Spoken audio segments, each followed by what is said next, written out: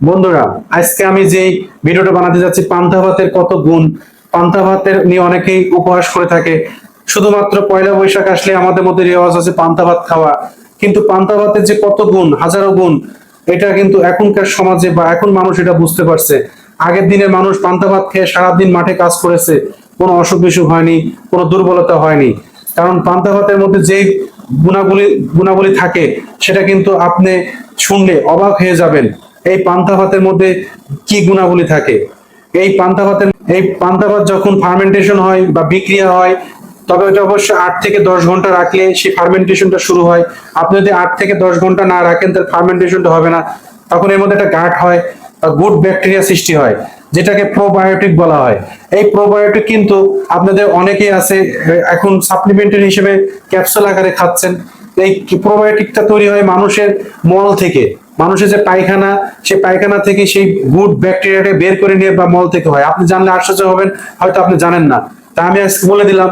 তা আপনি যদি সেই খাবারটা গুড ব্যাকটেরিয়াতে চান, আপনি যদি সাপ্লিমেন্ট আকারে না চান, আপনি নিজে নিজে যদি সাপ্লিমেন্ট চান, তাহলে সেই খাবারটা বা প্রোবায়োটিক বা গুড গুড ব্যাকটেরিয়া এই পান্তা ভাত থেকে আপনি পেয়ে যাবেন। তাহলে বুঝছেন তো আপনি কি পান্তা ভাতে কি আশ্চর্যজনক ক্ষমতা। এই পান্তা ভাত আপনাকে খেতে হলে আপনাকে কিভাবে তৈরি করবেন। এই পান্তা ভাতটা অবশ্যই আপনি আগের দিন সন্ধ্যাবেলা রান্না করতে হবে। সেটা সবচেয়ে ভালো হয়। যেটা ফ্রেশ চাল সেটা হলে কিন্তু আবার ভালো আপনি ব্যাকটেরিয়া পাবেন না, বা এখানে প্রোবায়োটিক পাবেন না, বা গুড ব্যাকটেরিয়া পাবেন না। তা আমি যেটা বলছি, আঁশযুক্ত চালের আপনি খোঁজ নেবেন। লাল চাল হলে ভালো হয়, বা আঁশযুক্ত যে চালে ফাইবার আছে দেখবেন, সেই চালটা নিয়ে আপনি রান্না করবেন। 8 ঘন্টা থেকে 10 ঘন্টা আপনি আগের দিন সন্ধ্যার সময় রান্না করবেন। সকালবেলা হতে যেই টাইমটা আপনি কাউন্ট করবেন, সকালে 6টায় খাবেন না 8টায় খাবেন, ঠিক তার থেকে ওই সময়টাকে আপনি কাউন্ট করবেন, ব্যাক কাউন্ট করবেন। করার পরে রান্না করে এর মধ্যে হালকা পানি বা জল দিয়ে ভিজিয়ে রাখবেন। হয়ে গেল। তবে ভিজানোটা অবশ্যই মাটির পাত্রে ভিজালে সবচেয়ে ভালো হয়, ব্যাকটেরিয়া তৈরি করতে ভালো সাহায্য করে থাকে। আপনি মাটির পাত্র আপনি মাটির পাত্রের মধ্যে যদি এটা রাখেন, তাহলে খুবই ভালো উপকার হবে। সপ্তাহে অন্তত 3 দিন খাওয়ার প্র্যাকটিস করুন। কি দিয়ে খাবেন? এখন অনেকে আছে সকালবেলা এটা কি করে, আগের দিনের বাসি তরকারি বলি যে কোনো মাছ মাংসের ঝোল দিয়ে খায়, এটা খেলে হবে না।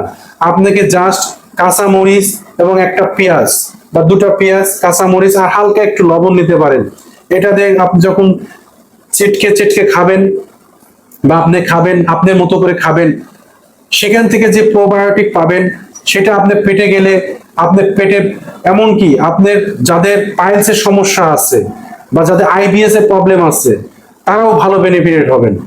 যাদের পেটের মধ্যে মুসুর মারে, ব্যথা করে, সহ্য করতে পারেন না, ঘন ঘন বাথরুমে যান, তারা যদি এটা সঠিকভাবে খেতে পারেন, দেখবেন এই সমস্যা থেকে দূর হয়ে গেছে। এই সমস্যা একেবারেই দূর, নির্মূল হয়ে যাবে। কিছুদিন প্র্যাকটিস করুন, খাবারটা খান, আমি যেভাবে বলেছি সেভাবে খান। এতে আপনি প্রোবায়োটিক পাবেন। আপনি এখান থেকে যে প্রোবায়োটিক পাবেন এবং শরীরটা ঠান্ডা থাকবে।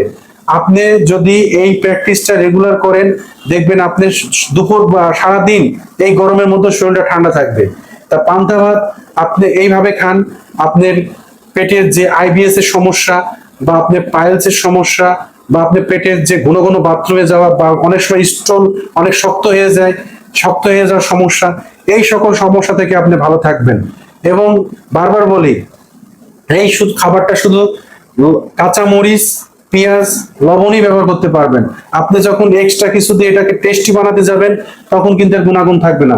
তার সাথে অবশ্যই বলবো, অবশ্যই আপনি বাইরে জাঙ্ক ফুড খাওয়াটা বন্ধ করুন। তাহলে আপনি এই সমস্যা থেকে ভালো থাকবেন। ফ্যামিলি সবাইকে, ছোটদের থেকে শুরু করে আপনি নিজে খান। আপনার নাস্তার টেবিলে এটা প্র্যাকটিস করা শুরু করুন। এতে দুটা উপকার হবে, আপনি সকালে যে বাড়তি বিড়ম্বনা হবে না বিভিন্ন খাবার দাবার রেডি করতে গেলে। তার চেয়ে আপনি এর সাথে একটা হালকা বয়েল ডিম খেতে পারেন। যদি আপনার প্রতিদিন ডিম খাওয়ার অভ্যাস থাকে, তা আপনি একটা বয়েল ডিম খেতে পারেন। আর আদার্স কিচ্ছু আপনি খেতে হবে না।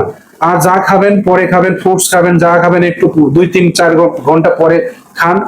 ভালো থাকুন, সুস্থ থাকুন, এবং ভালো লাগলে ভিডিওটা অবশ্যই লাইক দিবেন, শেয়ার করবেন। নতুন বন্ধুদের কাছে আবেদন একটাই, সাবস্ক্রাইব করবেন যাতে পরবর্তী নোটিফিকেশন আপনার কাছে যায়। এবং পুরাতন বন্ধুদের রইল অগ্রিম ভালোবাসা, শুভেচ্ছা।